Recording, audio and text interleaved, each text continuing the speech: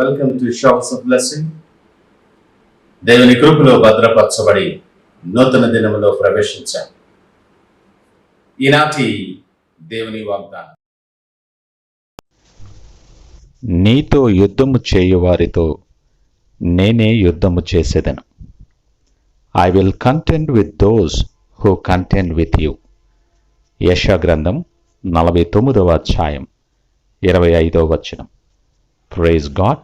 ఈ నూతన దినములు దేవుడు మీ కొరకు సిద్ధపరిచిన ప్రతి దీవెన ఆకాశపు వాకిళ్లు విప్పి మీ మీద కృమ్మరించునుగాక. మరి ఒక నూతన దినాన్ని ఆరంభిస్తున్న నేపథ్యములో ప్రేమ కలిగిన వాగ్దానము ద్వారా దేవుడు మనల్ని దర్శిస్తూ ఉన్నాడు. మన జీవితం నిత్యమైన పోరాటమే. అనుదిన జీవితములో, ఆత్మీయ జీవితములో అనేకమైన ప్రశ్నలు, సమస్యలు మరెన్నో ఎదుర్కొంటూ వాటి మీద పోరాటము చేస్తూ జయిస్తూ ముందుకి కొనసాగుతూ ఉంటాం.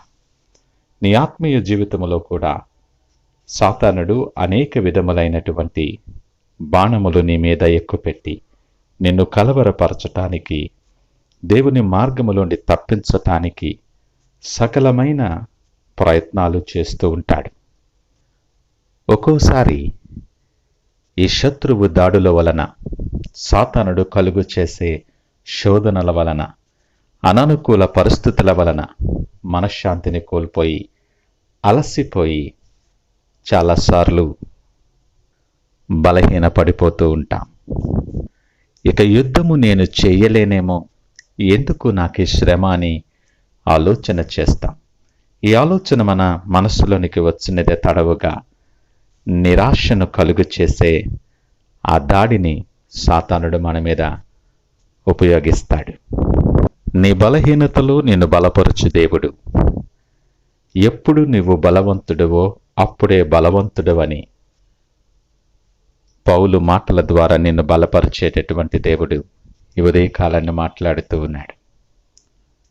నీ శత్రువుతో ఆయన యుద్ధము చేస్తానని మాట్లాడుతున్నాడు.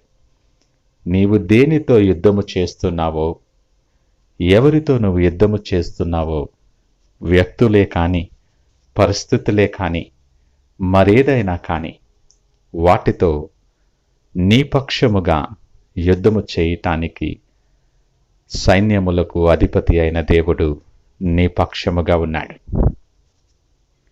ఈ మాట ఎంతో ఆదరణ కలుగు చేస్తూ ఎంతో ధైర్యాన్ని మన జీవితంలో నింపుతుంది అని అంటాడు. బలాఢ్యులు, చెరపట్టబడిన వారు సహితము విడిపింపబడుదురు. అద్భుతమైన వాగ్దానం. ఆయన నీ పక్షముగా ఉండగా నీకు విరోధి ఎవడు? నీకు విరోధముగా రూపించబడిన ఏ ఆయుధమును వర్ధిల్లనీయడు ఆయన.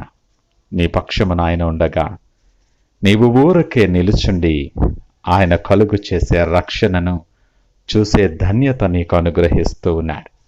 నీవు బంధకములో ఉన్నా, నువ్వు చెరసాలలో వేయబడిన, అనేకమైన అననుకూల పరిస్థితుల్లో నువ్వు చుట్టబడి ఉన్న ప్రతి బంధకానికి, ప్రతి బలహీనతకు అతడు విడుదల ప్రకటిస్తూ ఉన్నాడు. వాటన్నిటి మీద అతడు యుద్ధము చేయటానికి నీ పక్షముగా నిలుచుని ఉన్నాడు. ఇంకెందుకు దిగులు చెందుతావు? నూతన దినములో నీవు ఒంటరి వాడవు కాదు. నూతన దినములో పోరాటము నీది ఒంటరి పోరాటము కాదు. నీ పక్షమున వ్యాజ్యమాడువాడు, లోకమును జయించినవాడు, మరణాన్ని జయించినవాడు, ఆయన ద్వారము తీయగా ముయ్యగలిగినటువంటి వాడు ఎవరునూ లేడు. ఆ గొప్ప విజేత నీ పక్షముగా ఉన్నాడు.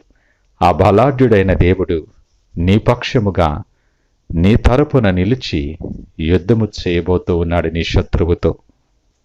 ధైర్యము తెచ్చుకొని విశ్వాసముతో ఎలుగెత్తి నీ శత్రువుకి ప్రకటించు, నేను ఒంటరి వాడని కాను. సర్వశక్తిమంతుడైన దేవుడు, నన్ను ప్రేమించే దేవుడు, నా కొరకు ప్రాణము పెట్టినటువంటి నా ప్రియమైనటువంటి దేవుడు నా పక్షముగా నీతో యుద్ధము చేయటానికి నాతో పాటు ఉన్నాడు. నీకు కలిగిన ప్రతి భయము నుండి విడుదల కలిగించేవాడు.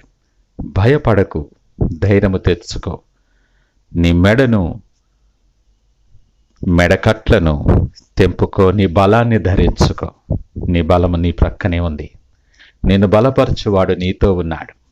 ఆయన నీతో ఉండగా నీకెందుకు భయం? సడలని విశ్వాసముతో నోటి నిండా నవ్వు కలుగు చేయవాడు నీతో ఉండగా సంతోషముతో ధైర్యముగా ఆయనపై ఆనుకొని ఈ దినాన్ని ఆరంభించటానికి సిద్ధపడదామా? ప్రార్థించుకుందాం. మహోన్నతుడు, నమ్మకమైన మా యేసయ్యా స్తోత్రాలు. మరి ఒక నూతన దినం మాకు అనుగ్రహించారు. మీకు వందనాలు. నిరంతర పోరాటము జరిగించే మా ప్రయాణములో నువ్విచ్చిన అద్భుతమైన వాగ్దానాన్ని బట్టి మీకు వందనాలు. మేము ఎవరితో పోరాడుతున్నామో ఆ పరిస్థితులు, వ్యక్తులు, అనేకమైన విషయాలు మా పక్షముగా నీవు నిలుచుండి నీవు యుద్ధము చేస్తానని చెప్పిన మాట మాకెంతో ధైర్యాన్ని కలుగు చేస్తూ ఉంది. ఇదిగో నీ చేయి పట్టుకొని నీతో నడవటానికి, నువ్వు అనుగ్రహించే రక్షణలో మేము నిలుచుండటానికి, మీ పక్షముగా అనేక మందికి సాక్షిగా దీవెనకరముగా మేము నిలవటానికి సిద్ధపడుతూ ఉన్నాం. నీ కనుదృష్టి మా మీద ఉంచండి. రక్షింప నేరకయుండునట్లు కురుచ కాలేదు అన్న మీ చెయ్యిని చాపి మమ్మలను పట్టుకొని దీవెనకరమైన మార్గాలలో, మీరు సిద్ధపరిచిన ఆశీర్వాదకరమైన మార్గాల్లో నడిపించి మీరే మహిమ, ఘనత, ప్రభావాలు పొందమని యేసు నామమున అడిగి వేడుకొనుచున్నాము తండ్రి. ఆమేన్. God bless you.